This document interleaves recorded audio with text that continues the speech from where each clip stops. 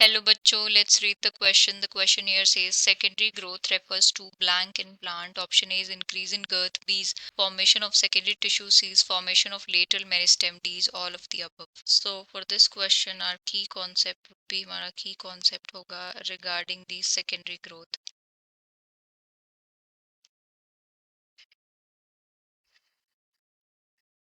सो जब भी प्लांट की रूट या स्टेम में जब प्लांट की लेंथ में इंक्रीज होता है with the help of apical meristem तो उसको बोला जाता है primary growth. And apart from primary growth जो डाइकोट प्लांट होते हैं they exhibit increase in girth और जिसको आप बोल सकते हैं इंक्रीज इन डायमीटर भी शो करते हैं जिसको बोला जाता है secondary growth. So increase in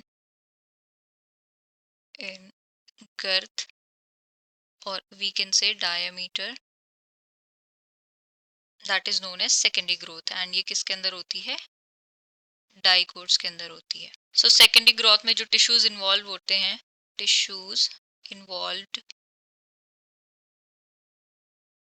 primary growth में बेसिकली एपिकल मेरिस्टेम इन्वॉल्व होता है. यहाँ पे होते हैं two lateral meristems are involved. Lateral meristems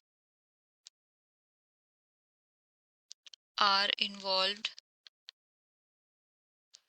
and वो कौन कौन से हैं vascular cambium one is vascular cambium and other one is cork cambium.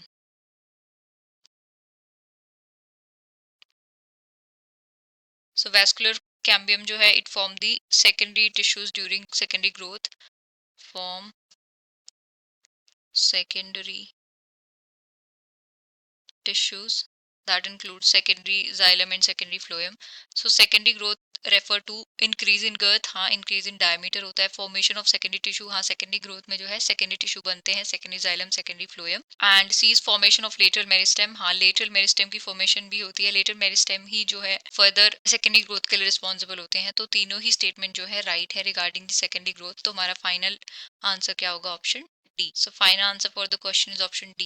I hope you have understood it well. Best of luck and thank you.